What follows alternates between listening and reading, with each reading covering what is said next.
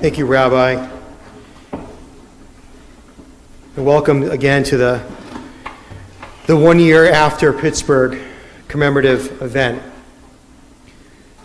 I want to thank you for joining us and supporting our work, and your presence here with us confirms your commitment to standing up against hate and anti-Semitism. I want to give a very special thank you to our host, East End Temple, and Rabbi Josh Stanton. The ADL thanks you, Rabbi Stanton, for your commitment to ADL's mission and partnership over the years. It's been very special, and I know it's going to continue.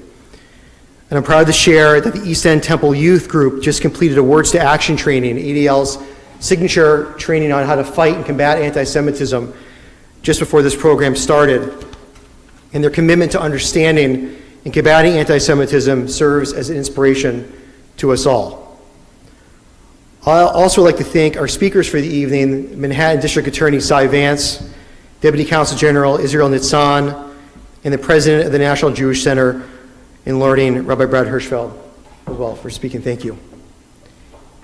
And a big thank you to our interfaith leaders and partners for providing words of prayer and reflection in the program.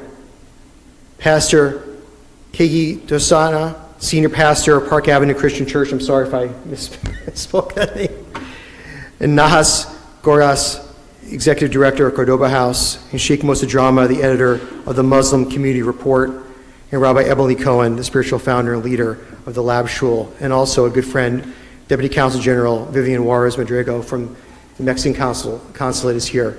He's a good friend. I also want to recognize some of the ADL colleagues who are joining us. The iconic Kenny Jacobson, our Deputy National Director, is here. Amy Blumkin, our Vice President of Brand and Marketing, and Hannah Statler, who works so closely with Rabbi Stanton and the staff to put this together, and also our Regional Vice Chair, Heidi Packer Ashkenazi. Thank you for being here.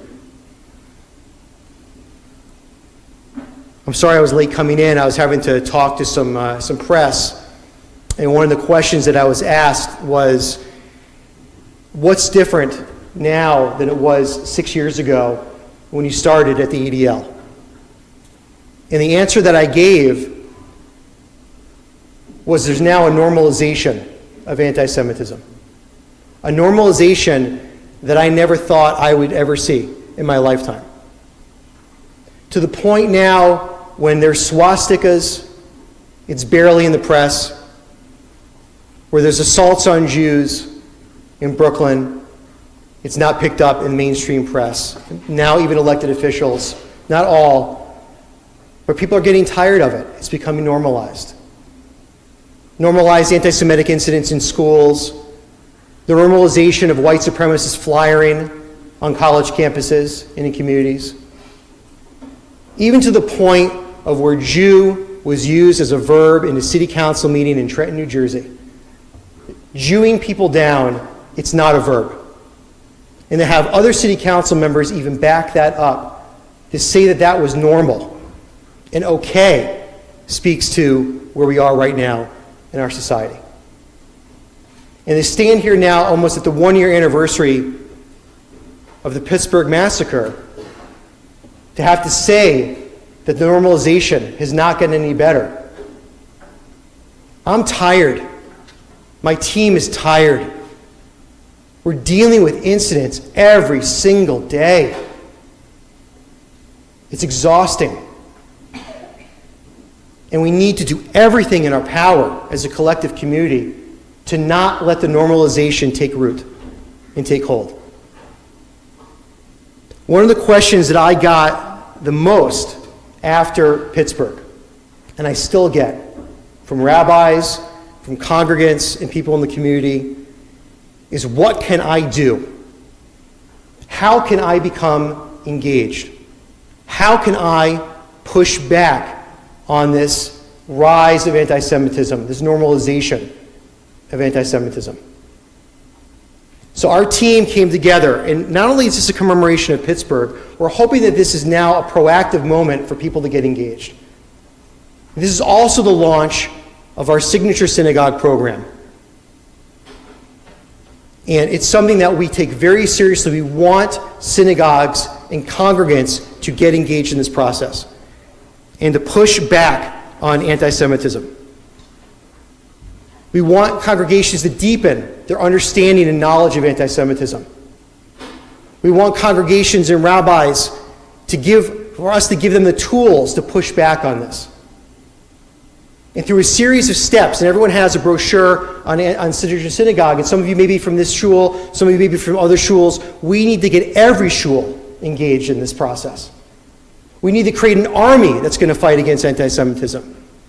And we believe Signature Synagogues is the way to do that. And to build a network of leaders and congregations across the area. Right now we have already 10 synagogues that have signed up. We want to get many, many more. My goal is over 50 for next year. And it shouldn't be that hard. When I sat with Rabbi Stanton, right? Very easy. So we need to get more people engaged. What can you do in the short term? What can you do in the now? You can go to our signature event called Never Is Now.